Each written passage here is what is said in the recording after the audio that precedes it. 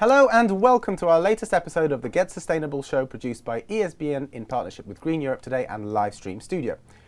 My guest this week is Anna Jarzębowska, ESG Programme Manager at CBRE Poland, the world's largest real estate advisory and investment company, employing over 100,000 people in over 100 countries. That's true. Hello, nice to meet you, and it's a pleasure to be here.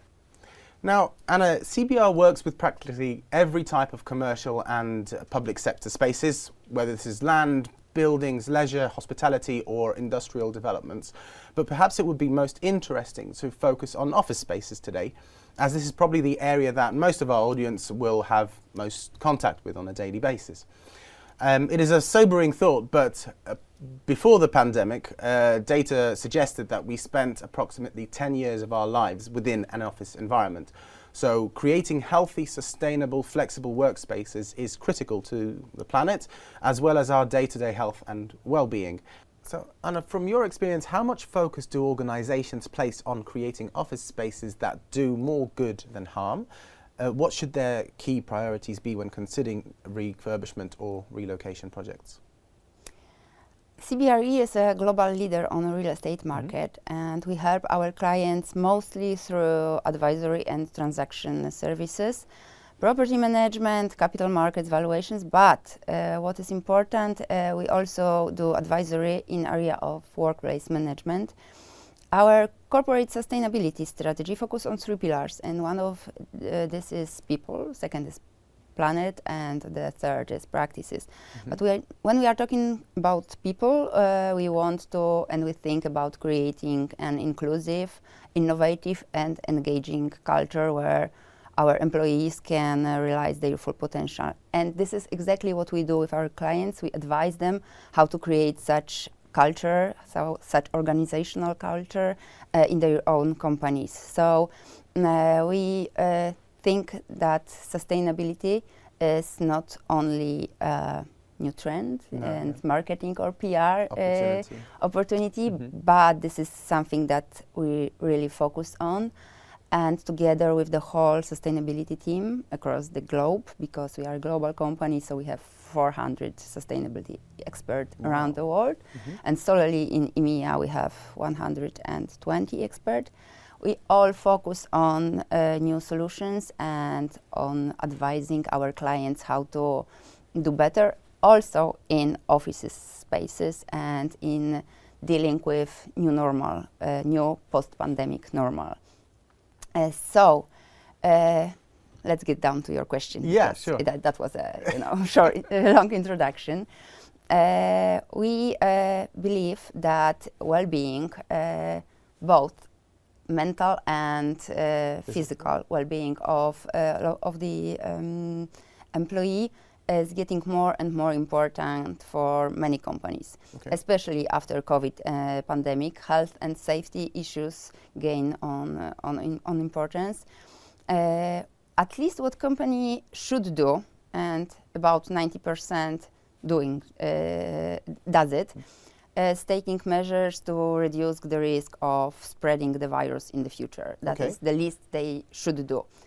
So provide disinfectants, reduce the number of desks to increase social distance, and implementing, for example, mobile apps to manage offices, to book this desk and parking place remotely. But sometimes that's it, and this is not enough. But luckily, there are more and more aware companies who put well-being of their employees into their responsibility strategy and goals. Now, when after lockdown, the offices are opening again and inviting the employees to come back to the office.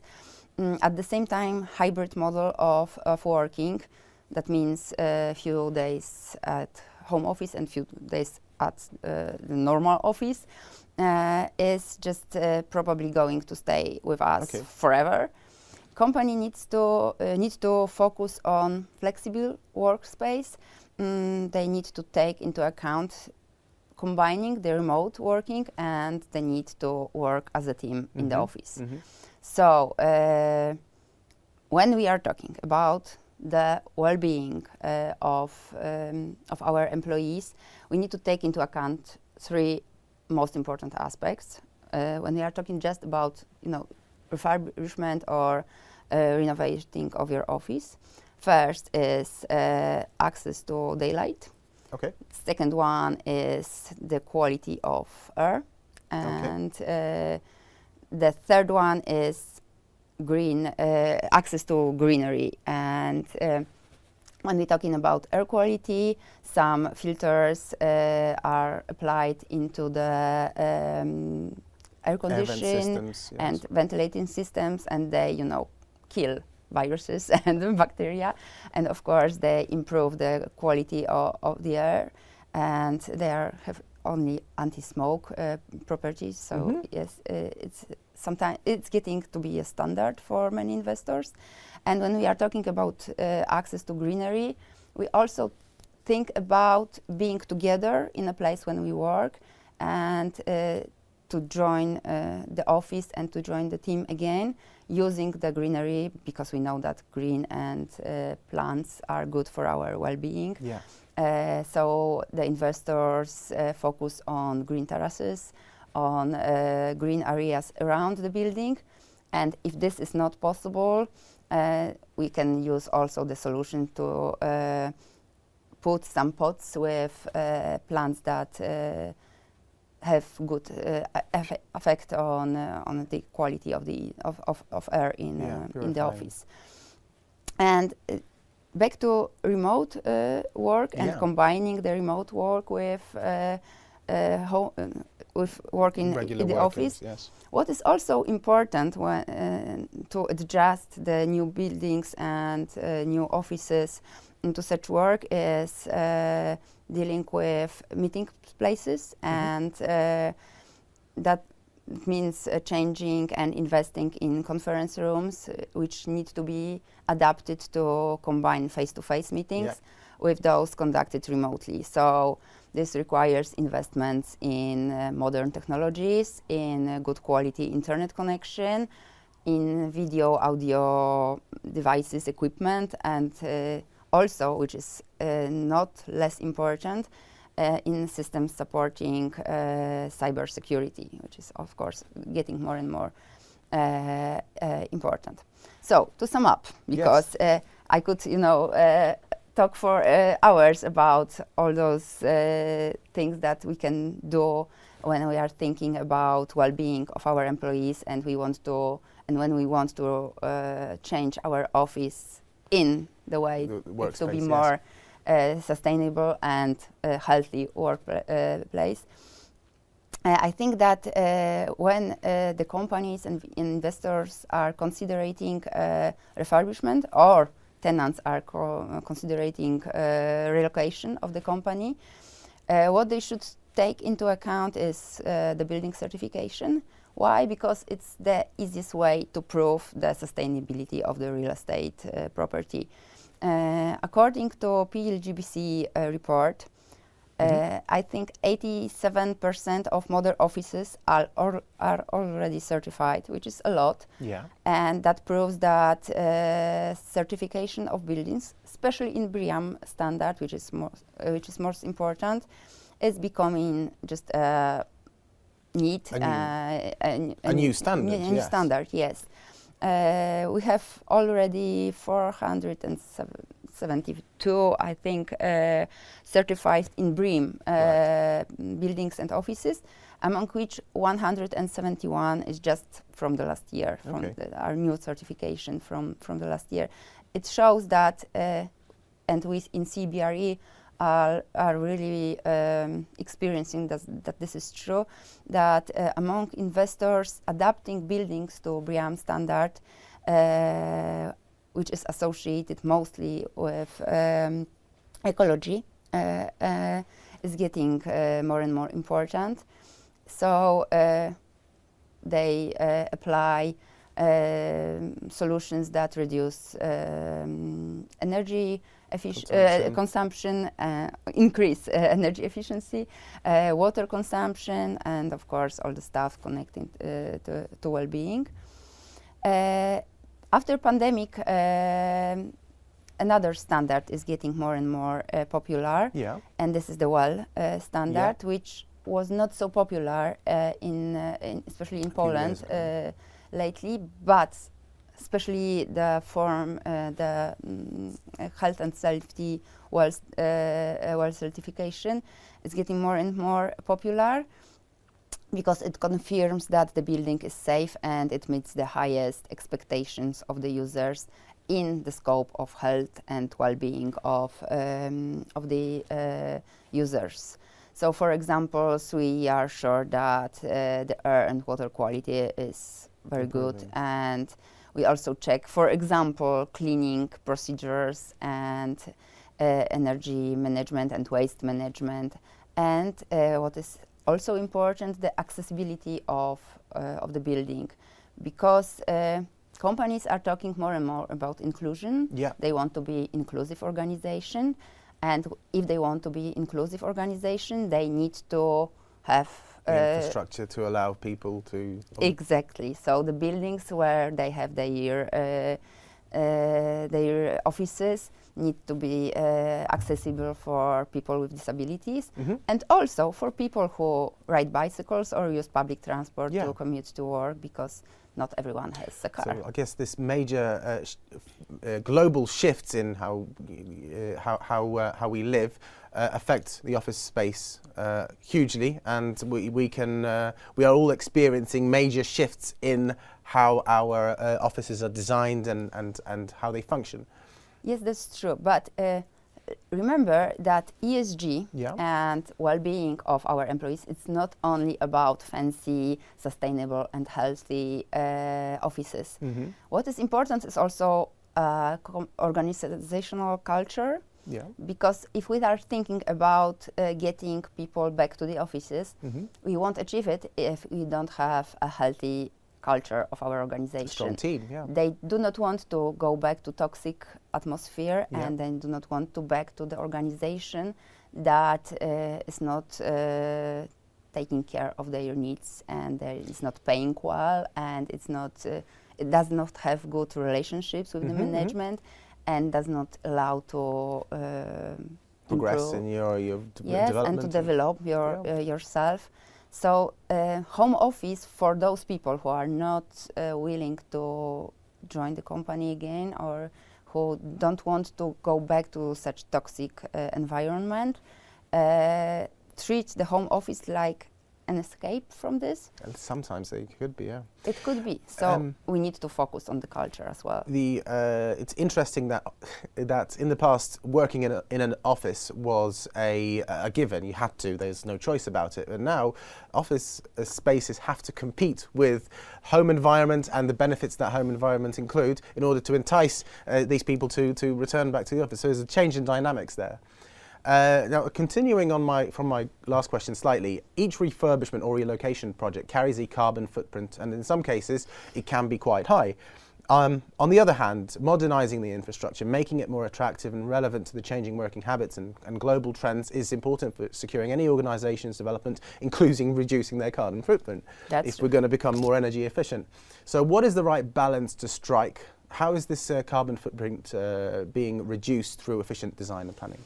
Okay, it's always a matter of cost and losses, and we also need to check what is the right solution. But on the other hand, we cannot escape from the so-called renovation wave. Yeah. More than 90% of buildings that are operating right now will be still operating in 2050, when the whole real estate industry, the whole industry itself, should be climate neutral. So, taking into account that 75% of those existing buildings are now completely energy inefficient, we need to focus on renovation to achieve the goals that are stated in our Paris Agreement. So, what is most important, refurbishment and renovation will be the only way to reduce embodied carbon footprint. Yeah, okay. Because when we are talking about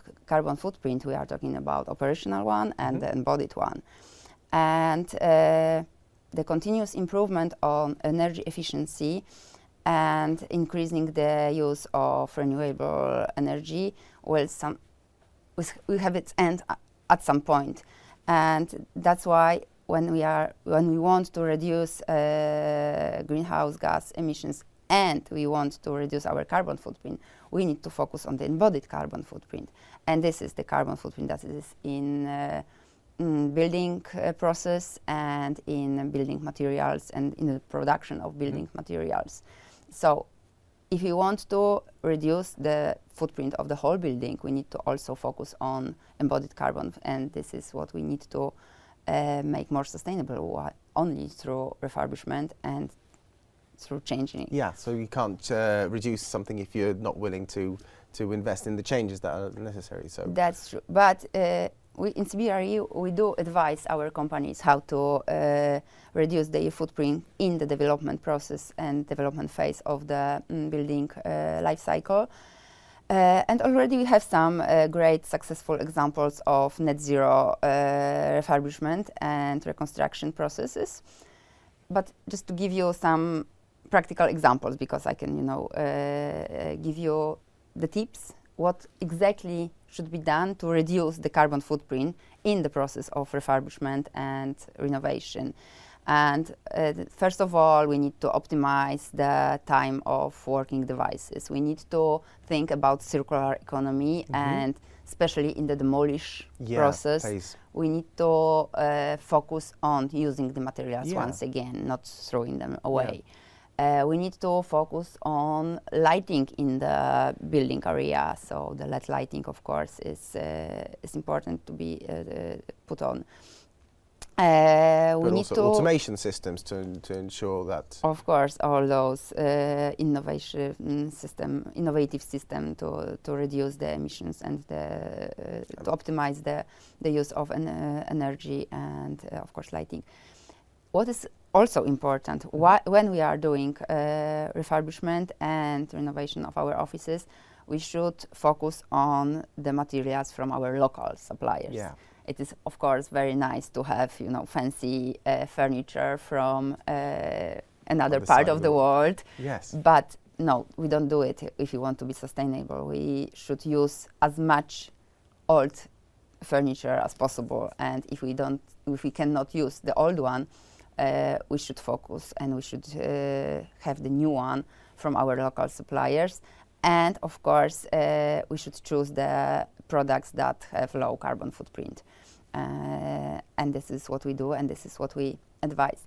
Recently, I've read about very nice example of great refurbishment of Empire State Building. Yeah. I don't know if you've heard about it, but they managed to do the refurbishment, resulting in 50% of the reduction of their emissions. But what was very funny or very interesting in this example is that during the process they exchange all the windows. And as you can imagine, the building is very high and they have hundreds of windows over there.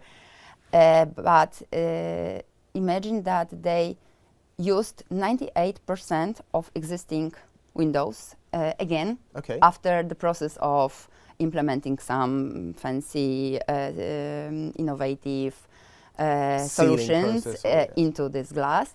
But they actually do it on site because no single window left the building. They did everything of the way. Yes, of course. And they did not use any transportation for the windows. Everything was going on over there on the 5th floor. They have, window factory. Yeah. And this is a great example. Of course, it's extreme, but it shows that when we are thinking about sustainable refurbishment and when we want to reduce the footprint of our works done in the offices, we need to be creative and we need to think very bravely. Yeah, so a lot of opportunities there for small local organizations who deal with upcycling office equipment and furniture. Yes, that's true. Let's focus for a moment on something we have already touched on, so working habits. And now, undoubtedly, the pandemic has changed the way we work and live. And as you say in your communication, hybrid work has become the new normal. and it seems that it is going to stay with us for the sake of our health and sustainable living. So how have these changes affected your business? What can we expect in terms of changes in investment projects that live up to the expectations of a fast-changing world? Okay, for the last 2 years we used to work from home, but nevertheless we are sure that offices will stay. We can be, we can sleep well. They will stay, but they will lose their importance in terms of, I don't know, time dimension, but they will for sure gain on quality. More than ever now, the focus on quality is taken into account, and certification and refurbishment. So as ESG is and will continue to remain as very high on the tenants and investors' agendas, green certifications, as I've already said, will become just a must, and focusing on building operations and management. Warsaw already has the highest share of certificate offices buildings among 15 analyzed by CBRE EMEA markets. And that makes, for example, why this is partly a reason for higher interest among international investors. So if we are talking about our business, we need to deal with investors and tenants. And in the first area, the pace of development is distinctly slowing down, mostly due to the impact of COVID and the war in Ukraine, and that causes the increase of the prices of construction materials and finishing materials, caused mostly by disruption in supply chains and limited supplies. So the pace is slowing down, but still the market is developing. And the main change we observe in tenants' approach is signing leasing contracts for smaller areas, for smaller spaces, but with the option for expansion. And we are willing to sign the contract for a shorter period of time. However, there are some companies who believe that actually they need more space because of social distance that they want to achieve, and because they want to guarantee a decent comfort of work. Yes. And they know that focusing only on the limitation of costs is not sustainable thinking. If we think in the long term, we know that we need to focus on well-being of our employees, on the comfort of their work, so that to avoid, for example, costs caused by less productivity or just losing the talents. Yeah, you mentioned that companies are focusing on improving air quality, access to daylight, and it's difficult to do in limited space. So in some cases, increasing the office space available, it will increase the access to daylight and improve the air quality, and other factors as such. When we are talking about the space and the area that we are really that we need in our offices, we need to take into account that the character of the office is completely changing due to home office and remote working. It's absolutely changing the way how we use the offices, because people do their work that they need to focus and concentrate on in their homes, in their houses. And they use the office only for meetings, teamworks, meeting with clients, yes, brainstorming, and such things. That's why the common areas in offices, which require space, which boosting creativity and supporting social life, are gaining on importance. And when we are talking about social places, we think about coffee points, we think about kitchens, we think about so-called chill-out rooms and chill-out places. And this is the area that really needs additional space, because we didn't have such areas before pandemic. It wasn't a big focus. Yes. So offices are shifting from being used mainly as places for, as you said, desk-based work to more flexible spaces where employees have at their disposal inspiring creative areas, quiet, compact, task-based rooms, places for rest and leisure, and further development of their private or social or work-based projects. There's no rule that says that they have to work on work-related projects in the office. It's there for them to use. So approach to human resources has also changed. So employees are more often recognised as for their overall productivity and input, as opposed to just the day-to-day completion of tasks. So the border between work, home, leisure, social is becoming ever more blurry. Now, is this real progress in terms of our health and well-being, considering the frequent imbalance of standards available at home versus the office and pressures resulting from family life? So there may be a pressure for employees to spend their social time in the office where that pressure wasn't there in the past. So how organisations are adapting to this change in working habits? According to our research, one of the future post-COVID trends will be releasing the work from working space. I mean, from the office space itself. Work became something like mobile and phenomenon, and it's absolutely not tied to a specific place. We can actually work from any place in the world.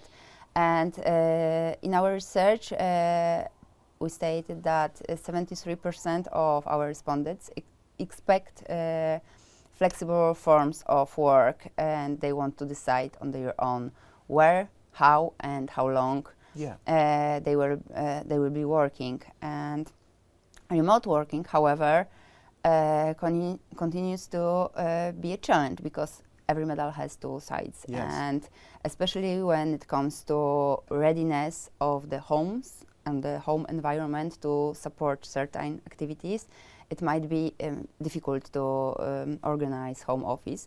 The challenges range from problems related to appropriate infrastructure and technology, problems with internet connection, equipment, and, for example, not having a printer, or maybe challenges with ergonomic workspace, through more very important problems with communication and with the feeling of being, detached from your team and you being alone, to problems with normal everyday activities, such as, for example, having access to printed documents that are in the office. Today, however, 46% of our respondents did not receive any kind of support from their employees, which is strange, because everybody is talking about home office and supporting flexible working and hybrid working conditions, and still 46% did not receive any kind of help. What was most important is that 22% did receive a laptop. All right. Fair enough. 90% did receive some kind of tools for cooperation and for exchanging on communication. Yes, of course. But still, 22 did not receive any help that would help them to organize the office at home. Okay. And although certain that hybrid, although it is certain that hybrid work will become a new normal, still many companies did not regulate this kind of employment. And what was done mostly is, as I said, hot desks, more space and flexible space, sometimes a mobile app to manage the space and to book this hot desk that is actually used by different people that are actually right now at the office. So this is what is done, and not very company do help their employees to organize the home office. So it's an area that still needs some improvement. Yes, from that's true. the data that you've suggested. Now, continuing this trail of thought, how do modern hybrid workplaces, which include satellite offices and flexible spaces, impact an organizational culture? Surely an office environment which conducts most of its operation remotely, with fewer opportunities for building crucial employee relations, connections, resolving conflicts, and also overcoming inequalities. It's difficult to tackle some of these challenges if they're not there physically. In the office. In the office, yeah. Yeah, but luckily people are coming back to the offices. So let's hope that it will not be so big problem. But yes, that's true. Among the top 3 major challenges of remote working are longer working hours, a sense of something like being mentally exhausted, and detached, as I said, detached from your team and from your company. People indicate that this is just a post-pandemic severity, and that is caused by COVID pandemic. For example, during the pandemic, locally in Poland, the turnover rate increased, but at the same time, the pressure to achieve it was higher, and it resulted in more workload and more time spent on working, and it, of course, had a bad impact on work-life balance, which is, not healthy for our mental states and for our well-being, especially the mental well-being. To solve all these problems of feeling exhausted and feeling detached from the company and from your team, companies, for example, trying to be more and more connected with their employees. Unfortunately, remotely connected, but they do organize, for example, town halls, which is some kind of online meeting with the board to keep people informed what is going on in the company, so that they do not feel so much detached from the team and from the company. And HR departments and internal communication department are, racing who will organize more webinars about health and well-being and, healthy diets and all those stuff. And they do take care in such way of their employees. But to sum up, we need to remember that hundreds of well-being seminars and webinars will not be as good as 1 hour of face-to-face meeting with your boss. So, of course, it needs to be done because it's the only way to keep people informed.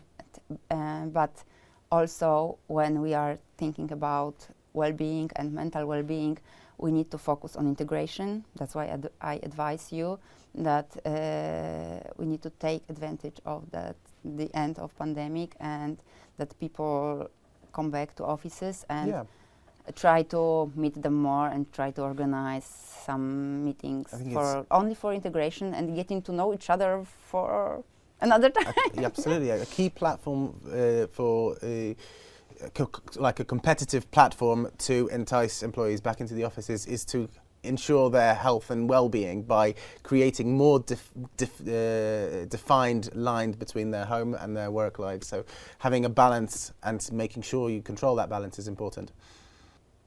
Thank you very much, Anna. I could spend hours talking to you. It's been very fascinating, but that's all we have time for today. So maybe perhaps next time we can look into some more of the subjects relating to other sectors that you operate in and areas. It will be a pleasure to be here again. Thank you very much. Thank you very much.